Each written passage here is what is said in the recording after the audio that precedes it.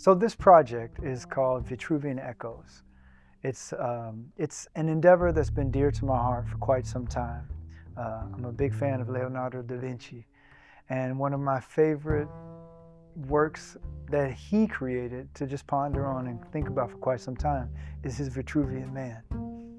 And especially in regards to proportion and balance, and the fact that an artist would do so much research on how we are balanced as human beings. So musically speaking, that it sends me down a road of curiosity to think even more about what are other ways that we as human beings, especially as artistic thinkers, how do we balance out who we are, how we approach life, who we have to become to deal with adversity, joyful sides, to celebrate, to deal with, challenges. Oftentimes there are balances that we as human beings must embrace, or sometimes do the opposite. So in the spirit of balance that comes from Vitruvian, I find myself asking, what are the echoes? Who are the artists? What works are echoes of a Vitruvian philosophy where there's always balance and proportion?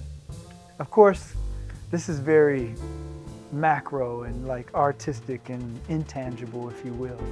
But that's kind of where I want to stay in regards to Vitruvian and echoes. For example, just in the spirit of echoes that are balanced and talk about proportion. One of the songs it's going to be on this particular project is called Mirrors. And it's dedicated to Frida Kahlo's Two Fridas. And when we talk about balance and echo and proportion, in her piece, as sitting on one side of that piece is a person who's born in Mexico that is dressed in that traditional folkloric cultural identity. But also, the other Frida is balanced out with dressed in American garb. And there she is. In that particular piece, there's this balance, this proportion, having to do with identity. And so that's one of the things that really gets me thinking about balance, proportion, individual, and how one kind of perceives the world from that perspective of balance and how they perceive themselves. Another interesting piece is called Urban Waltz. It's dedicated to Jackie Orms. Jackie Orms was the first African-American woman who was also a cartoonist.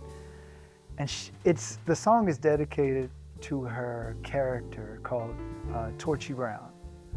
And this character was part of the Great Migration, migrating from Mississippi to the North. The perspective of blacks at that time, unfortunately, was kind of more like laughing all the time, not necessarily of a respectful position.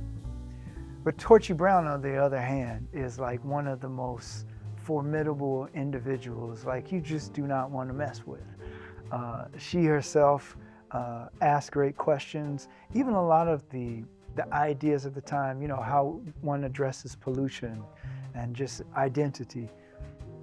She has a lot to say through Torchy Brown in her creative works.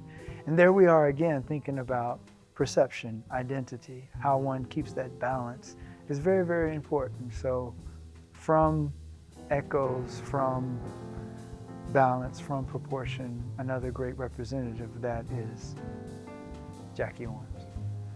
So another individual that I really enjoyed, I've been reading his work for quite some time now, is Henry David Thoreau.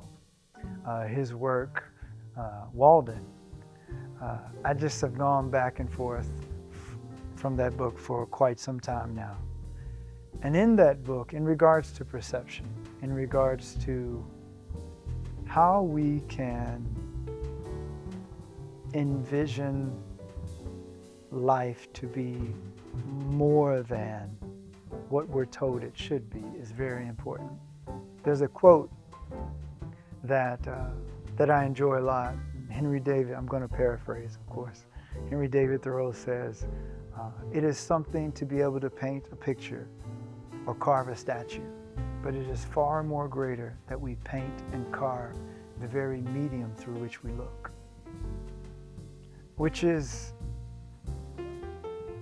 intense, beautiful, a bit scary when you know you have that potential, but it also takes a lot of courage to make that happen. And so, in the spirit of proportion, that which we see balanced out with that which it could be is very, very important. And from the spirit of Thoreau, I dedicate the song Water. It's called Shui is what it's called, how it's pronounced and how it's said in Mandarin Chinese. And so that symbol and that word and character is represented between those two forms of being able to perceive and carve out life for what you want it to be. So there's another composition I wrote, it's called Hypnus. It goes through several different keys, just the blues. Oftentimes when somebody says it's just the blues, there's not that much you have to really think about harmonically. But at the same time, it starts in F, then it modulates to F sharp, then there's a bridge, then it goes to F sharp, then comes back to G. And there's a certain comfort that comes with that, but also the modulations keep you uncomfortable. And the name of the song is Hypnus, and it's dedicated to reframing what is comfortable, but also has the potential to make you uncomfortable. I dedicate this piece to Susanna and the Elders. It's a piece painted by Artemisia Gentileschi. And in this piece, there are several versions of this piece painted by men. And Susanna is kind of, there are men approaching her in flirtatious ways. And in many of the pieces of art where she's approached by men, she's not pushing them away.